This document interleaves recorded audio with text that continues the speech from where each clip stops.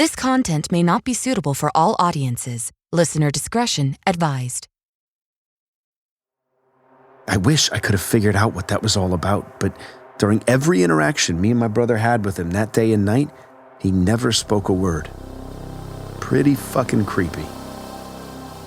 Like some nights, that watched and followed feeling is more like a burning hatred directed towards my existence, like being stalked by an enemy or a predator. We ended up calling the police to report this guy, but they kind of point blank said they wouldn't really do anything unless we got hurt. From Killer Podcasts, true tales of horror, bizarre happenings, unexplainable events.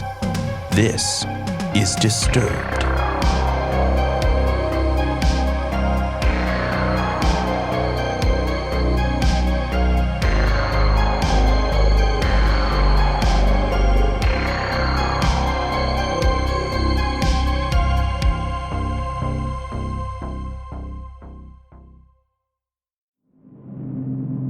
Hello and welcome back to the podcast.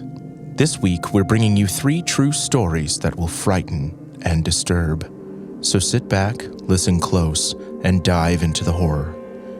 Our first story was narrated by the talented Gregory James and comes to us from Reddit user FanDog1989. A strange visitor at 2 a.m. Quick bit of backstory. Me, 32 years old, my brother, 28 years old, and our disabled mom all lived together in a trailer about 30 minutes from Nashville. I was wary about moving there for the stereotypes you may hear about trailer parks, but luckily we've had 0 issues in the 10 years we've been here. Very nice neighbors, well-kept yards, you get the idea.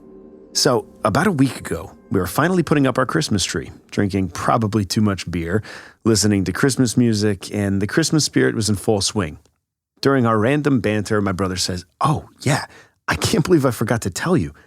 Earlier today at work, the owner had to kick out some guy who was acting super creepy." My brother works as a stocker at a local family-owned market about a mile from our home. He went on to tell me that this younger-looking guy was pacing the aisles, sometimes standing still for like minutes at a time and not responding when the owner would ask if he needed help finding something. After about 20 minutes of this, the owner asked him to please leave because he was scaring the customers, and without a word, he just left. We continue our good time, hanging ornaments, drinking, getting our mom involved, with the ornaments, not the drinking, of course, and all is good. We wrap up around 10:30 p.m., help our mom to bed from her wheelchair, and decide we might as well finish off the ton of beer we have left and admire our decked-out tree. At 11:30, we decided to go out on the front porch to share a cigarette, as we usually do when we've tied on a good buzz. My brother opens the door and almost immediately closes it. I ask, "What's up?" He says, "Holy shit, the guy I was telling you about, just like Michael Myers, walked down the street past our house." I thought that was pretty strange, but wasn't super concerned. We waited for a few minutes and then went out and smoked as usual before going back inside. My brother and I aren't troublemakers at all, but I'm pretty confident in our ability to defend ourselves if we had to. At this point, these are just thoughts in the back of my mind, though. After all, I hadn't seen this guy yet. Fast forward to about 2 a.m. We're more than drunk enough to go ahead and call it a night after one more cig. My brother opens the door, and within seconds, I hear him say, Whoa, hey man, you good? Hey buddy, what's up, you good?" I'm in the kitchen at the time, but quickly decided that this did not sound right, and I rushed over to the door. What I see when I get to the open door is a younger man standing on our deck about 3 feet from our front door. He's pretty tall, about 6'4", and I noticed he looks a lot like Adam Driver, which was a detail my brother jokingly mentioned earlier during tree time. I'm realizing for the first time, this must be the guy he's been talking about. One thing my brother must have not gotten close enough to notice at work, though, was this guy's eyes. I'm not exaggerating when I say I've never seen anything like it. His body language wasn't super menacing, but his eyes were the strangest combination of wide-eyed bewilderment and fury. Like us opening our front door confused him and also made him very, very angry. I joined my brother in explaining to him that it's late and he should head home. After what I'd say was about 30 seconds of staring, he just walked off without a word. I peeked out of the blinds to make sure he really left and saw nothing. We both tried to laugh it off, saying things like, well, it was pretty weird, huh? But it took a while for my adrenaline to taper off. The thing I kept thinking to myself that was bothering me was those 30 seconds. To me, it felt like he was the one deciding what the next move would be. But what that could have been, I have no idea. I also didn't love that my brother said that when he opened the door, he was already standing there. So for how long? We calmed down watching YouTube videos, and after another 30 minutes or so, I say to my brother, okay, man, let's just go to bed. I'll take one more look outside to be safe. I felt like it wasn't really necessary, but I opened the door and he's back again. The streetlights are spaced very far apart in our trailer park, but at the edge of our driveway, there I see his silhouette, probably 50 feet away again, just staring at our front door. I feel I should mention that he's not there texting on the phone with someone, he's just there. I feel bad in hindsight because I'm sure this poor guy definitely has mental health issues, but between being drunk and exhausted and the look he gave us earlier, I was over it. I finally put some bass in my voice and said, hey man, you can't just stand in our driveway. You're being creepy, dude. Just please leave. I really don't want to call the cops on you, so don't make me. This seemed to work. His demeanor didn't change at all, but the word cops seemed to do the trick. He turned around and walked away. I hope we handled it well. I understand and empathize with people with mental health problems and have friends and family who unfortunately suffer from those things. However, I still can't shake the feeling that something bad could have happened that night. He didn't finally leave our porch earlier that night until I showed up to the door, essentially making him outnumbered, and even then, he still came back after. I hope he's okay out there. We haven't seen him since. I also hope not calling the police wasn't a bad choice. Next, we hear a story from Reddit user Toasthead, narrated by Cesar Brasil. We're nearly driven mad by the spirits of the dead. For context, I am highly skeptical, but no stranger to the paranormal. I'm the type that believes demons exist, but most ghost stories are overreactions of easily explained phenomena or simply hoaxes. About 3 months ago, I started working security for a hotel that was built back in the 1920s by a major hotel chain that has changed hands multiple times and is now owned by one of the biggest hotel chains. I'm not saying which, so the company can't sue me. Now, from what I've been told, paranormal activity is not a common occurrence in the hotel. But some years back, the Make-A-Wish Foundation started sending some children here because, well, it's a major resort at one of the most popular beaches on the East Coast. Why wouldn't they? However, the hotel was not informed of this and didn't realize what was happening until several children died in their rooms over the course of a few weeks. Supposedly, on quiet nights, you can hear children playing with a ball in the North Tower ballrooms at night. For years, guests complained of children playing ball loudly next to their rooms even, and when security would check, there would be no one there.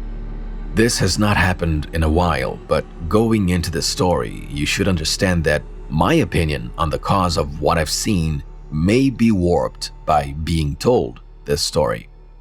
Now, every shift, we do a floor check, especially on night shift when I work. At first, I never noticed anything strange. I got a little creeped out by the quiet of the floors at night, but nothing supernatural. The hotel has 2 separate towers, separated by a restaurant and shopping area that connects them. About a month into the job, and suddenly I started feeling like something was following me on my floor checks, especially in the South Tower, which is the biggest and tallest, and where I understand most jumpers choose, because all the rooms facing the ocean have sliding glass doors with a short railing in front, and you can put the rest together from there. Anyway, it got really bad in October. Maybe the spooky season had an effect on me, but this feeling of being watched and followed never went away. As the weeks have gone on, I started seeing distorted faces in windows as I passed by, to the point I no longer looked at them. The floor pattern sometimes reflects on the glass, and the mind could easily make a face with the pattern, but some of these faces were up further on the glass where this wouldn't have been possible. When I focus up there, sometimes I can almost hear whispers in the back of my mind, urging me to commit suicide or lambasting me for the mistakes I've made, or even telling me insecurities I have about myself I've never told anyone about. In the last few weeks, some strange physical and auditory phenomena have occurred. Part of what we do on floor checks is close doors we find open, and some of the doors lately have been more difficult to close. One in particular I had to use all my strength to slam shut. The ice machines on each floor sometimes make a banging noise while in operation, so I usually attribute any noise I hear from the vending area to that. But sometimes, it almost has sounded like something was rummaging in the garbage cans, and when I'd go to investigate, I'd hold my keys so they wouldn't jingle in case it was a person, and as soon as I do, the rummaging noise will stop.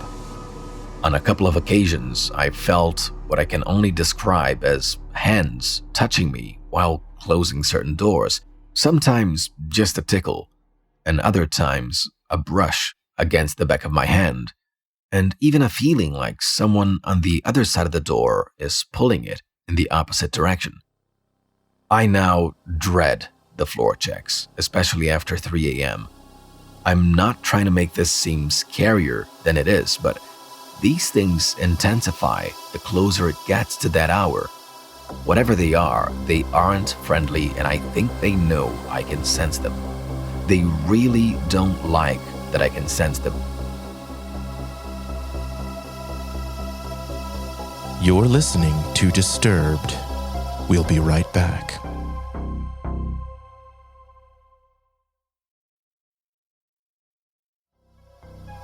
Welcome back, listeners. Finally, we have a story from Reddit user FlowersFlowers200 telling us a terrifying experience with a deranged man, narrated by Elizabeth Flood. This happened in 2021, so still in the midst of COVID. I totally forgot about this happening until I found a similar story. Essentially, 2 years ago, during COVID-19, a group of my friends and I wanted to all live with each other while we were doing remote learning at university. We go to a very popular school in California. As a group of girls living together during COVID does, we spent most nights watching movies, drinking wine, and hanging out all together.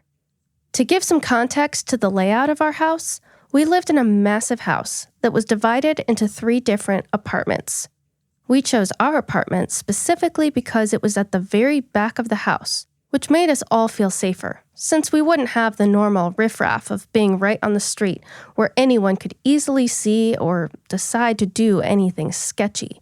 Not that we really thought it was an issue, but it made all 5 girls living in the house feel safer, especially since we were now all away from our families. In terms of inside, we have 4 bedrooms upstairs and 1 bedroom right next to the open-concept kitchen/living room. The ground floor bedroom faces our tiny parking lot, 3 cars, and a tiny garden, while our kitchen and living room face a little sidewalk alleyway that runs along the side of the house and leads to our front door. So it was a pretty big apartment. Some foreshadowing. Since we got the apartment in the middle of COVID-19, we hadn't furnished it properly and did not have any curtains or blinds. The only thing that separates the window from the outside is a pretty flimsy bug screen. In the weeks leading up to the incident, my friend, who was the one living in the bedroom on the first floor, was complaining to the other 4 of us that if we wanted to bring anyone over, we needed to be at the door to grab them, so that they don't jingle and try the locked door every time. Apparently, she would always hear footsteps right outside her window, which faced our little parking lot at the back of the house, and would hear someone try to open the front door or try to open a window. Looking back on it now, I don't really understand how we weren't as freaked out when she told us this. I think we just had such a false sense of security since we had so many people in the house. We lived in the very back of the house, and we did have boys coming in and out of our house at night. So I guess it just wasn't unusual to hear footsteps? Or at least we just kept blaming each other's hookups for not following the rules of staying outside until we opened the door for them. Anyways, my friend's complaints died down, and we all kind of forgot about any issues that happened. We constantly got into fights in the house just because we were all cooped up inside all the time. So things that are said really just come and go. This was until the day that the incident happened, and it was honestly the scariest thing that has probably ever happened to me. All 5 of us, plus 2 boyfriends, were all sitting in the living room for a Harry Potter movie marathon. We have 3 couches that are all placed in a U-shape configuration, and a shitty, tiny TV we were able to buy for $150 at Best Buy. So it was a tight squeeze for all of us. But it felt so safe being around so many people, especially 2 huge guys. For some more pretext for our marathon, we all thought it would be kind of cute to make Harry Potter-themed treats. We made cupcakes and filled them with different colors for all the houses. One of my other friends made a sparkly cocktail, and we were just kind of having fun with it. We had all of our lights turned off because, as you know, the Harry Potter films are filmed with a lot of darkness, and with such a crappy TV, it was genuinely hard to see what was going on at some points. At this point, we are really enjoying the film, until one of my friends says to pause the TV. She said that she has been hearing some crunches and footsteps for the past 30 minutes. This was my bad entirely, but I told her to stop scaring all of us, because we have the other 2 apartments in the house, who occasionally walk by our front door after they have parked, so it wasn't anything to be scared about. We continue watching the movie, and suddenly we hear giggling. It was a short burst, and then dead silent. We were all dead silent. It was almost like we couldn't believe we heard something so close by. We literally turned off the TV at this point, because it was just really unnerving. And then, there it was again. Whoever it was literally right outside of our door giggling. It didn't sound like a child's giggle. It was more like someone imitating a child's giggle, which really freaked us all out. We went to my bedroom window, which was above the front door, so that we could see if anyone was outside. As expected, no one was outside. No one was in the alleyway. So the boys decided they would just check outside our house in the parking lot and see if they could find anything. I think they were spooked too, but didn't want to admit it. The boys end up coming back and said they couldn't find anything weird or unusual. And it was probably just our next door neighbors because they were throwing a little kickback. So we probably just heard some weird echo. Maybe it's the false sense of security, but we were pretty satisfied with that answer. If the boys weren't even that freaked out, why would we be? So we decided to turn the TV back on, make some more popcorn, and just chill. Once again, maybe it's just stupidity or feeling like nobody could hurt us with such a big group, but we opened one of the kitchen windows for some air after one of my friends burnt the popcorn. The kitchen window we opened was on the very far end of the kitchen and was the furthest window away from us, so it felt better knowing that even if something were to happen, at least we had some distance. Anyways, as it happened previously, we heard another giggle. This one sounded almost strangled, almost like it was really forced out. We looked towards the open window and saw nothing. One of the boys decided to shout, "Shut the fuck up!" for some comic relief, I guess. I think it made us feel better to think that it was just the house next door's party. We unpaused the movie, and not even seconds after unpausing do we hear another giggle. And this time, when we look over, we see some guy's face pressed against the fucking bug screen while he continues to open and close his mouth as if he is trying to chomp down on the screen. His eyes were wide open and just staring at all of us as he kept chomping. Holy shit, it was chaos. Literally, survival instincts went straight out the window for some of us because while the boys ran to the window and tried to shut and lock it, everyone else was screaming or running upstairs or locking themselves into bedrooms. This is the part that I cannot recount since I ran upstairs. But according to the boys, after they were able to shut the window and grab one of our kitchen knives, the guy just continued to press his face against the window, making the same chomping motion while not blinking. And he stayed like that until suddenly he whipped his head back and literally disappeared into the darkness. We ended up calling the police to report this guy, but they kind of point blank said they wouldn't really do anything unless we got hurt, but that they would definitely file a report about it for any future issues that could be called in. But that night, we all decided to buy blinds for downstairs, and we called some of our dads to help us install proper locks on the front door and all of the bottom floor windows. So I guess, all in all, nothing bad happened. There are a lot of people who overdose and do heavy drugs around campus, so it was most likely a result of someone who took too much of something. But it was definitely scary since we didn't actually know if his intentions were to come inside.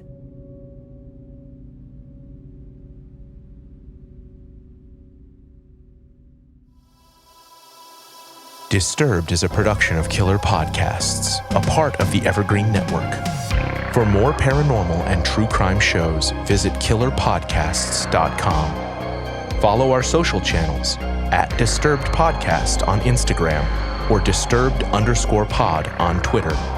If you enjoyed the show, please consider subscribing and reviewing on your favorite listening platform.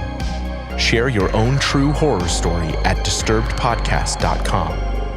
Music by Epidemic Sound and Carl Casey at White Bat Audio. Our producers are Noah Fouts and Elizabeth Flood. Our audio engineer is Nathan Corson. Executive producers Bridget Coyne and Gerardo Orlando. Till next time, stay safe out there.